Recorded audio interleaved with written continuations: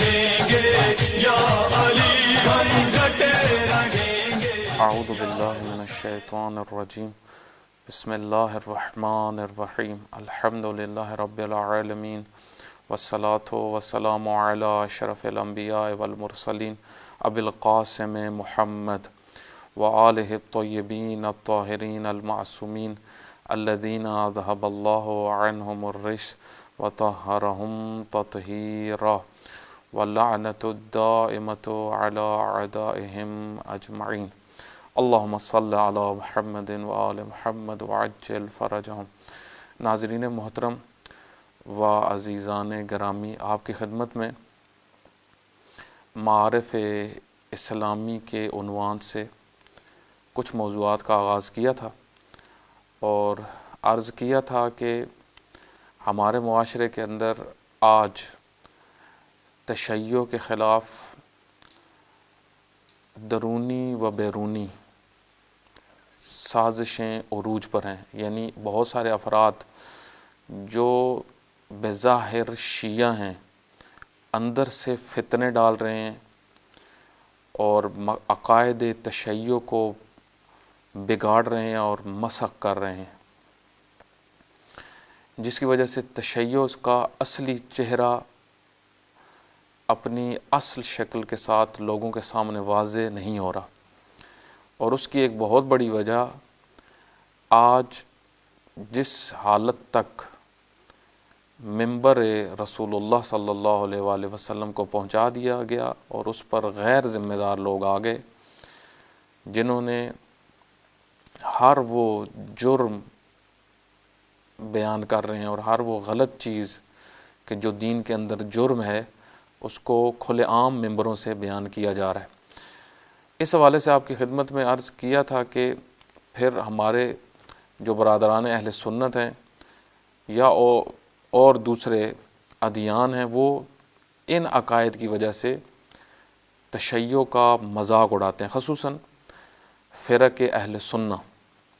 وہ کہتے ہیں دیکھیں یہ شیعہ کے عقائد ہیں، اور آج چینلز کے اوپر برملا یہ بات کی جا رہی ہے کہ اتنے اتنے مشہور خطیب اور اتنے اتنے بڑے نام ہیں کہ جو شیعہ عنوان سے ان کے منبر کے اوپر سے یہ مسخ شدہ عقائد بیان کر رہے ہیں۔ تو شیعہ کہاں ہیں؟ اگر وہ یہ کہتے ہیں کہ ہمارے عقائد نہیں، یہ نہیں ہیں، تو وہ پھر ان لوگوں کو کیوں ممبروں کے اوپر آنے دیتے ہیں؟ تو یہ اہل سنت کا بڑا بنیادی سوال ہے کہ جو ان کے خاص اور عام کی طرف سے اٹھ رہا ہے۔ تو اس حوالے سے آپ کی خدمت میں عرض ہوا تھا کہ غلو ایک بنیادی ترین عنصر ہے اور سبب ہے جس نے ہمارے منبر کو بگاڑا، جس کو ہم نصیریت سے بھی تعبیر کرتے ہیں، اور غالی ہونے کا عنوان بھی ہم ان لوگوں کو دیتے ہیں کہ جو اس قسم کی باتیں کرتے ہیں۔ آج آپ کی خدمت میں جو میں نے عنوان عرض کرنا ہے وہ اسی غلو کے متعلق ہے۔ خود غلو کس کو کہتے ہیں؟ غلو قرآن کریم کے اندر یہ تعبیر استعمال ہوئی یا نہیں ہوئی، احادیث کے اندر یہ تعبیر آئی یا نہیں آئی، اور اگر آئی ہے تو کس طریقے سے آئی ہے اور کس اہمیت کے ساتھ اس موضوع کو بیان کیا گیا، اور پھر اس کے بعد انشاءاللہ یہ بھی آپ کی خدمت میں عرض ہوگا کہ خود غالیوں کی کتنی مذمت کی گئی ہے احادیث کے اندر۔ یہ بہت سارے موضوعات ہیں کہ جن کی ایک پوری فہرست بنتی ہے کہ ائمہ علیہ الصلوۃ والسلام کی سیرت کس طریقے سے تھی ان کے مقابل میں۔ سب ائمہ کی متفقن علیہ ایک ہی سیرت ہے کہ جو انشاءاللہ عرض ہوگی آپ کی خدمت میں۔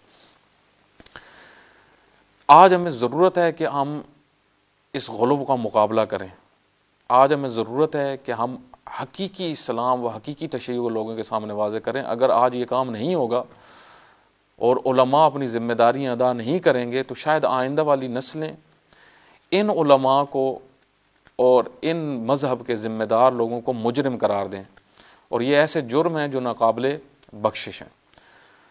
اس سے پہلے کہ میں غلو کے موضوع کو آپ کی خدمت میں شروع کروں اور قرآن کریم کی آیات سے اس کا آغاز کروں، کیونکہ بنیادی ترین کتاب جو ہماری تعلیمات کی ہے مسلمانوں کی وہ قرآن کریم ہے۔ قرآن کریم محور ہے سنت کے لیے، احادیث معصومین علیہ الصلوۃ والسلام کے لیے محور ہے، یعنی قرآن پہ ہم نے ہر چیز کو پرکھنا ہے۔ قرآن کریم کے اندر یہ موضوع ذکر ہوا ہے، وہ عرض میں آپ کی خدمت میں کرتا ہوں، لیکن اس سے پہلے ایک اور بات جو بڑی ضروری سمجھتا ہوں بیان کرنا، وہ یہ ہے، ایک یہ کہ ہم قرآن کریم کو بے عنوان تعلیم اور تعلم، ایک ہدایت کی کتاب، ایک تعلیم کی کتاب ہونے کا عنوان دیں اور سمجھیں۔ انہی دنوں میں ایک کلپ بھی وائرل ہوا جو بہت سارے لوگوں نے شیئر بھی کیا اور سن بھی رہے ہیں، ظاہراً کسی ادیب یا شاعر کا وہ کلپ ہے جو کچھ عرصہ پہلے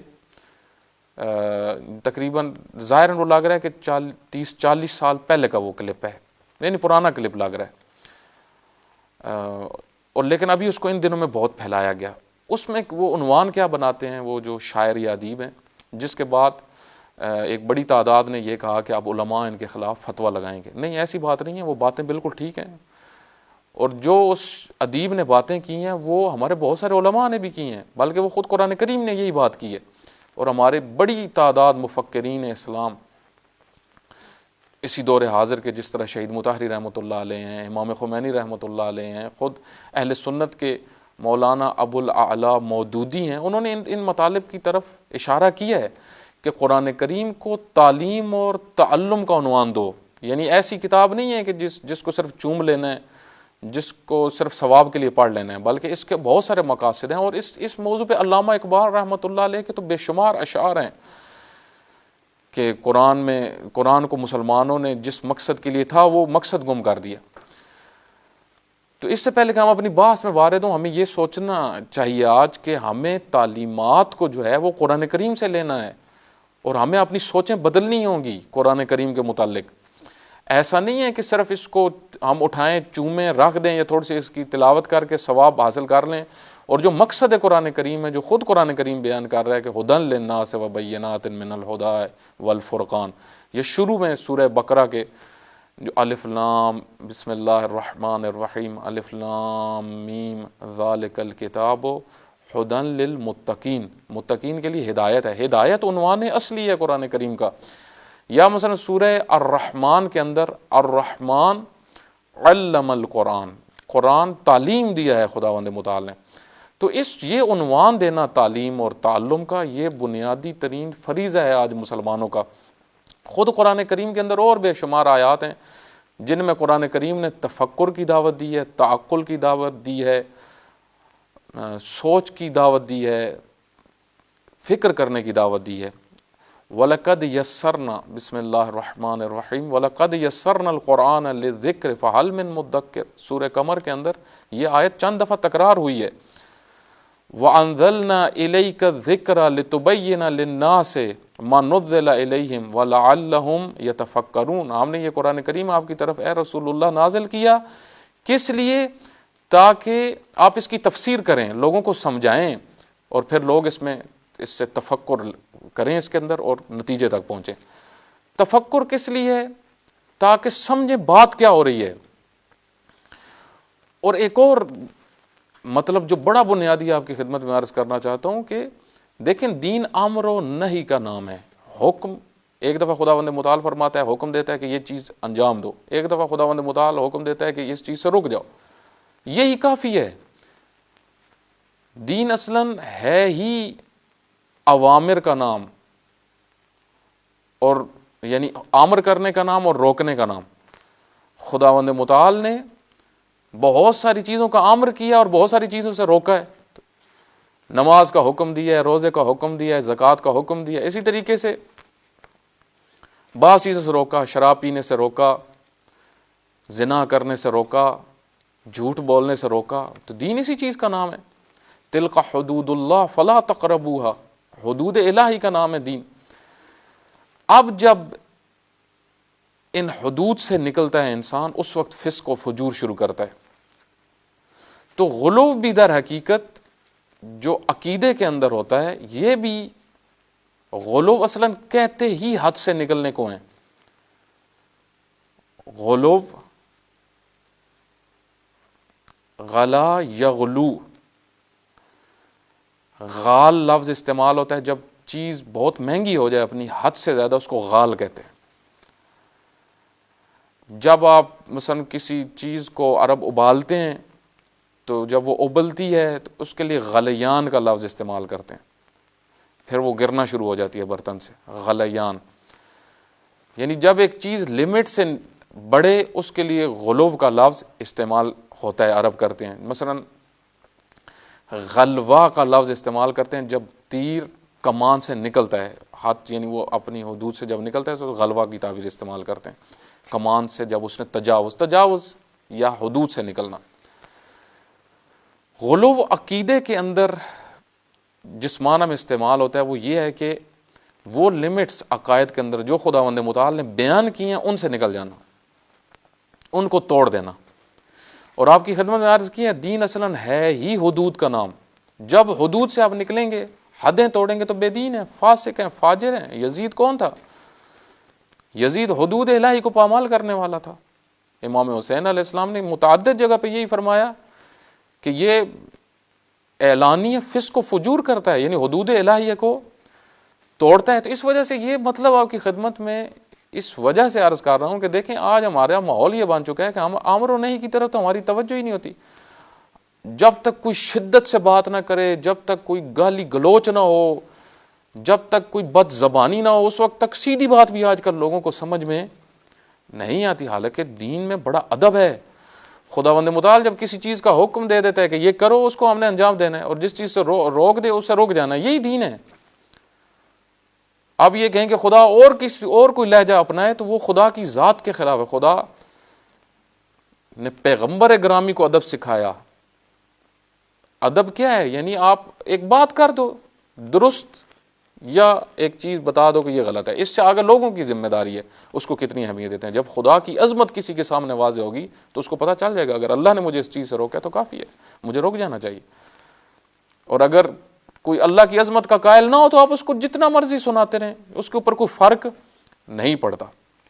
قرآن کریم کے اندر 4 جگہ پہ غلو کی تعبیر استعمال ہوئی ہے، 2 جگہ پہ اس معنی میں جو عقیدے کے ساتھ ریلیٹڈ ہے، عقیدے کی، کیونکہ عقائد کے اندر ہی غلو کی تعبیر زیادہ استعمال ہوتی ہے۔ اور انشاءاللہ یہ بھی میں آپ کی خدمت میں عرض کروں گا کہ تشیع میں غلو کیوں زیادہ رہا ہے، یعنی جو نام نہاد شیعہ ہیں وہ کیوں زیادہ غالب بنے تاریخی لحاظ سے، اور آج بھی ایسا ہی ہے۔ اس کی وجوہات بھی انشاءاللہ عرض کروں گا، لیکن ابھی قرآنی نقطہ نگاہ سے 2 آیات ایسی ہیں کہ جن میں غلو کی تعبیر اس عقیدے کے عنوان سے بیان ہوئی ہے کہ اے نصارہ، اے عیسائیو خبردار، اے اہل کتاب خبردار، غلو مت کرو، غالی مت بنو، حدوں سے مت نکلو، لمٹ سے خدا مت توڑو۔ یا اہل الکتاب لا تغلو فی دینکم، دین میں غلو مت کرو، ولا تقولوا علی اللہ الا الحق، اور اللہ کے بارے میں وہی بات کرو جو حق ہے، اپنے پاس سے مت دین بناؤ۔ تو خداوند متعال قرآن کریم کے اندر سورہ نساء کی 171 نمبر آیت میں فرماتا ہے یا اہل الکتاب لا تغلو فی دینکم، اے اہل کتاب غلو مت کرو دین کے اندر، حد سے مت بڑھو دین کے اندر، جو لمٹس دین کی بیان کی گئی ہیں اس کے اندر رہو، جہاں تک کہا گیا کہ عقیدہ رکھنے وہاں تک رکھو، خبردار تجاوز مت کرو ورنہ فاسق ہو جاؤ گے، بے دین ہو جاؤ گے، اللہ کے دشمن بن جاؤ گے۔ وَلَا تَقُولُوا عَلَى اللَّهِ إِلَّا الْحَقِّ، اور اللہ کے بارے میں وہی کہو جو حق ہے، اپنے پاس سے باتیں مت کرو، اپنے پاس سے دین مت بناؤ، اپنی جیب سے دین مت نکالو، اپنے پاس سے فتوے مت دو، اپنے پاس سے عقائد مت بناؤ، یہ جرم ہے۔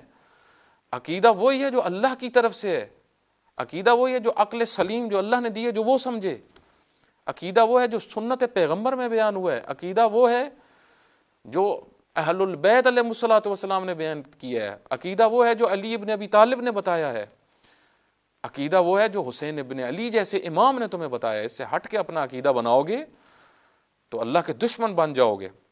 انما المسیح عیسی ابن مریم رسول اللہ، یاد رکھو عیسیٰ ابن مریم اللہ کے بیٹا نہیں ہے، رسول اللہ ہے، اللہ کا بھیجا ہوا رسول ہے، وکلمتہ، اور کلمہ خدا ہے، الی مریم، وہ جس کو مریم کی طرف، القاہ، وہ کلمہ جس کو القاء کیا گیا ان کی والدہ مریم کی طرف، وروح منہ، اور اللہ کی طرف سے بھیجی ہوئی روح ہے، یعنی وہ روح جس کی نسبت اللہ کی طرف ہے۔ فآمنوا باللہ ورسلہ ولا تقولوا ثلاثۃ انتہوا خیر لکم انما اللہ الہ واحد سبحانہ ان یکون لہ ولد۔ اور ایمان لاؤ اللہ کی ذات پر، رسل پر ایمان لاؤ، اور مت بناؤ تین خدا۔ رک جاؤ اس چیز سے، یہ تمہارے لیے بہتر ہے۔ رک جاؤ غلو سے، رک جاؤ تجاوز سے، تجاوز مت کرو دین کے اندر، حدود سے مت نکلو، لمٹ سے مت نکلو، عقیدہ وہی رکھو کہ جو تمہیں قرآن کریم بتا رہا ہے۔ انما اللہ الہ واحد، اللہ الہ واحد ہے، اس کے علاوہ کوئی معبود نہیں ہے، اس کے علاوہ کوئی خدا نہیں ہے، اس کے علاوہ کوئی قابل پرستش نہیں ہے۔ سبحانہ ان یکون لہ ولد، منزہ ہے وہ ذات اس سے کہ اس کا کوئی بیٹا ہو۔ وہ ذات واجب الوجود ہے، بقایا سب اس کے خلق شدہ مخلوق ہے۔ تو کیا ہوا، دیکھیں نصارہ کے متعلق یہ آیت آئی، انہوں نے حضرت عیسیٰ ابن مریم کو خدا کا بیٹا بنا لی، عقائد کے اندر تجاوز کیا، لیکن خداوند متعال واضح فرما رہا ہے میرا بیٹا نہیں ہے، میری اولاد نہیں ہے، میرا صاحب نہیں ہے، اس کا کوئی شریک نہیں ہے۔ لیکن نصارہ نے یہ جرم کیا، عیسائیوں نے یہ جرم کیا، جس کی وجہ سے قرآن کریم کی یہ آیات نازل ہوئی مسلمانوں کے لیے کہ خبردار ہے مسلمانوں، کل تم ایسا مت کرنا۔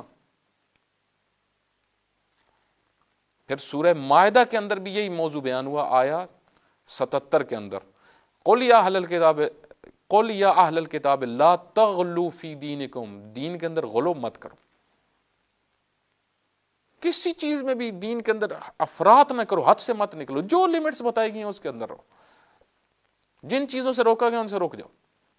آپ دیکھیں قرآن کتنا واضح کہہ رہا ہے لا تغلوا فی دینکم، لیکن پھر بھی غلو کر رہے ہیں، پھر بھی حضرت علی علیہ السلام کو ممبر کے اوپر سے خدا بنا رہے ہیں، پھر بھی اہل بیت، پھر بھی کہتے ہیں ایک نہیں ہے رزق دینے والا 14 ہیں، ایک نہیں ہے قابل پرستش 14 ہیں، کہتے ہیں انا انزلناہ فی لیلۃ القدر، ہم نے نازل کیا اس قرآن کو لیلۃ القدر میں، ہم نے 14 مراد ہیں۔ کتنی گمراہی ہے، کتنی بربادی ہو رہی ہے نسل جوان نسل کی۔ اور جب کوئی روکنے آتا ہے ان غالیوں کو تو کہتے ہیں کہ جی یہ مقصر ہے، جی یہ بے دین ہے۔ انشاءاللہ آپ کی خدمت میں تفصیل سے عرض کروں گا مقصر کس کو کہتے ہیں۔ تو قرآن کریم کے اندر واضح خداوند متعال حکم فرما رہا ہے کہ خبردار غلو مت کرو، ورنہ تم حدوں سے نکلنے والے۔ اور یاد رکھیں جو حدوں سے نکلتا ہے وہ طاغوت ہے، اور طاغوت کا ٹھکانہ جہنم ہے، جنت میں طاغوت نہیں جانا۔ اصلا طغیان کہتے کس کو ہیں، طاغوت کہتے کس کو ہیں؟ جو غالی ہیں یہ طاغوت ہیں، طاغوت کے کئی مصداق ہیں، ایک مصداق ظالم حاکم ہے، ورنہ یہ خود غالی لمٹ سے نکلنے والے ہیں، یہ طواغیت ہیں۔ جس طریقے سے امام حسین علیہ السلام کے مقابلے میں جو لوگ آئے ہوئے تھے، حضرت نے فرمایا تم طواغیت ہو اس امت کے، حدوں سے نکلنے والے ہو۔ تو یہ جو ممبر کے اوپر سے توحید کی مخالفت کرتے ہیں بلکہ توہین کرتے ہیں، آپ دیکھیں ہمارے ممبروں کے اوپر سے ابھی کیا بیان ہوتا ہے۔ ابھی حدیث کساء کے متعلق ایک خطیب، جاہل خطیب بیان کر رہا تھا، کہہ رہا تھا کہ وہ حضرت جبرائیل نہیں آئے تھے، وہ خداوند متعال کی ذات آخر میں آئی تھی، اور خداوند متعال نے آ کے حضرت زہرا سلام اللہ علیہ سے کہا کہ کیا میں بھی اس چادر کے نیچے آ جاؤں؟ تو وہ جاہل خطیب پڑھ رہا تھا، اس نے کہا کہ وہ جو حدیث کساء میں آخر میں ہے کہ جبرائیل علیہ السلام آئے، وہ کہتا ہے جبرائیل نہیں آئے بلکہ خدا کی ذات آئی، اور خدا نے حضرت زہرا سلام اللہ علیہ سے کہا کہ کیا میں اس چادر کے نیچے آ جاؤں؟ تو حضرت زہرا سلام اللہ علیہ نے نعوذ باللہ من ذالک، نعوذ باللہ من ذالک، یہ جملہ کہا۔ دکھ ہوتا ہے ان جملوں کو پڑھتے ہوئے بھی، کہا بنا دیا تو اب آ ہی جاؤ۔ ایسے عقائد بیان کرنے والے غالی ہیں۔ انشاءاللہ ان کے متعلق فقہی حکم بھی عرض کروں گا کہ ائمہ اہل بیت علیہ الصلوۃ والسلام نے ان کے متعلق جو فقہی حکم بتایا ہے اور جو فقہا نے اپنی کتابوں میں نقل کیا وہ بھی انشاءاللہ عرض ہوگا۔ لیکن جو چیز ہمارے لیے بہت ضروری ہے وہ یہ کہ ہم ان سے بیزار ہوں، ایسے عقائد رکھنے والے لوگوں سے۔ قرآن کریم فرما رہا ہے لا تغلوا فی دینکم، خبردار ان کو داد مت دینا، واہ واہ مت کرنا، نہیں تو انہی کے ساتھ اٹھائے جاؤ گے، یہ مشرک ہیں، ہر گناہ معاف ہو سکتا ہے، شرک معاف نہیں ہو سکتا۔ رمضان المبارک جیسے پاک مہینے میں، عظیم مہینے میں ہر گناہ معاف ہو سکتا ہے، لیکن خدا فرماتا ہے شرک معاف نہیں ہو سکتا۔ خدا کی عظمت کو ختم کرنے کی کوئی کوشش کرے گا وہ قابل معافی نہیں ہے۔ یہ کہاں پہ آج ہمارا ممبر چلا گیا، کہاں تک پہنچ گئی باتیں، اگر کوئی سمجھائے تو اس کے خلاف باتیں کرنی، اس کے خلاف تخریب کرنی، اس کی شخصیت کشی کرنی، اور دھندناتے پھر رہے ہیں ہمارے ہاں یہ غالی، ان کو کوئی روکنے والا نہیں۔ اتنے ان کا اثر بڑھ گیا کہ دوسرے مکاتب فکر آپ کہتے ہیں کہ ساری غالی ہیں، تو کیا ادھر وظیفہ نہیں بنتا حقیقی پیروان اہل البیت علیہ الصلوۃ والسلام کا کہ آئیں اور ان کو روکیں؟ قرآن کی تعلیمات یہ کہہ رہی ہیں کہ لا تغلو فی دینکم، خبردار تمہارے لیے بہتر یہی ہے، بہتر یہ بہت گہری تعبیر ہے، یہ مت کرو، یہ ایسے کام مت کرو، یہ بہتر ہے تمہارے لیے۔ دیکھیں خداوند متعال کا تو یہی لہجہ یہی ہے، روزہ رکھو یہ تمہارے لیے بہتر ہے، یعنی بہتر ہے مراد یہ ادھر کیا ہے بہتر ہے، یعنی ایک قسم کا قرآن کریم جو بیان کر رہا ہے بہتر، البتہ اس کا پرفیکٹ ترجمہ نہیں ہے۔ خیر کی جو تعبیر قرآن کریم میں آئی ہے خیر لکم، اصل میں اس کا جو دقیق اور گہرا ترجمہ ہے وہ یہ ہے کہ کرو اس کام کو، یہ ضروری ہے تمہارے لیے کرنا، روزہ تمہارے لیے خیر ہے، یعنی اس کو اگر نہیں کرو گے، سعادت اس کو نہیں رکھو گے، سعادت تک نہیں پہنچ سکتے۔ اگر تم ایسے عقائد بناؤ گے، جس طریقے سے عقائد رکھو گے جیسے کرسچنز کے، عیسائیوں کے ہیں، یہ تمہارے لیے خیر نہیں ہے، یعنی تمہاری آخرت برباد ہو جائے گی، دنیا بھی برباد، آخرت بھی برباد۔ تو قرآن کریم 2 آیات کے اندر واضح یہ بیان خداوند متعال کر رہا ہے کہ غلو مت کرو، غالی مت بنو، حدوں سے مت نکلو، دین ہے ہی حدوں میں رہنے کا۔ تو پھر اگر کوئی پھر بھی غلو کرتا ہے، اس کا مطلب ہے یہ قرآن کے مقابلے میں، ایسوں کی سننا، ایسوں کی ماننا، یہ بے دینی کے سوا اور کچھ نہیں ہے۔ خداوند متعال ہم سب کو حقیقی معنی میں دین اسلام کو سمجھنے کی توفیق عطا فرمائے۔ وصلی اللہ علی محمد وآلہ الاطہار۔